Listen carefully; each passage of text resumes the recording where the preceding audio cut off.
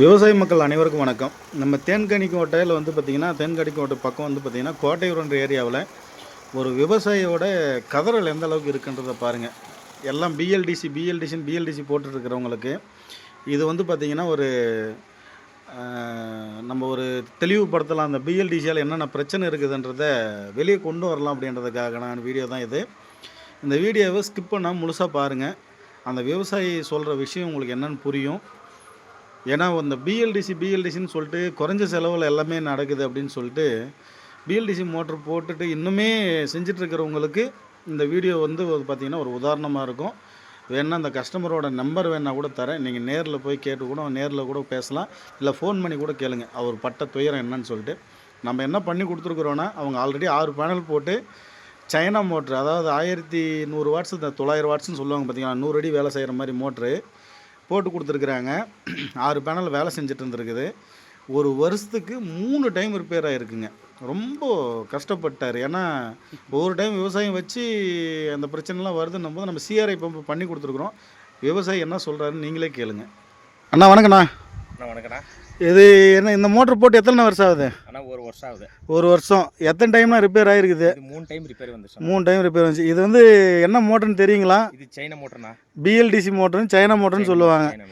இது குறைஞ்ச செலவுலேயே ஓடும். ஒரு 6 பிளேட்டில் 3 பிளேட்டில் ஓடுன்னு சொல்லியிருப்பாங்க.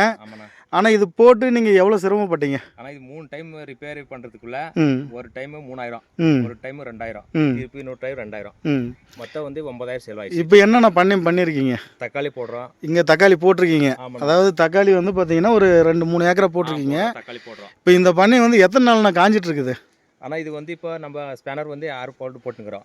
ஆனால் இப்போ ரிப்பேர் வந்துட்டே இருக்கு. இது ரிப்பேர் எத்தனை நாள் இது காஞ்சிட்டு இருக்குது தண்ணி இல்லாமல்? ஒரு 8 நாள் ஆயிடுச்சுண்ணா. 8 நாள் ஆச்சு. இப்போ 8 நாள் உங்கள் மனசு எவ்வளோ வெந்திருக்கும்? இந்த மாதிரி பூ இருக்குது, காஞ்சிட்டு இருக்குதுன்னு சொல்லிட்டு. இப்போ நம்மக்கிட்ட கேட்டீங்க, சோலார் என்கிட்ட 6 பிளேட் இருக்குது, இது கூட வேறு எதுனா ரிப்பேரே ஆகாத மோட்டர் போடணுமான்னு கேட்டீங்க. நான் உங்களுக்கு என்ன மோட்டர், சிஆர்ஐ மோட்டர் போட்டு கொடுத்துருக்கேன். கரண்ட் மோட்ரு, அதாவது single phase motor, current motor போட்டு கொடுத்துருக்குறேன். இது எப்பவுமே உங்களுக்கு ரிப்பேரே ஆகாது.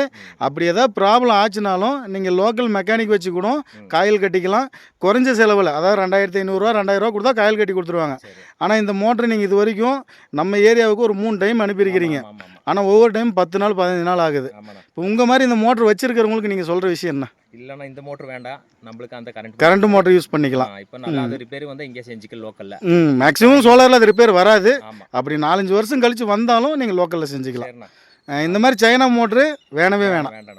எப்படி சொல்கிறீங்க? ஆமாண்ணா, வேணவே வேணாம். வேண்டவே வேண்டாம். சரிங்கண்ணா, நன்றிண்ணா. ஓகே.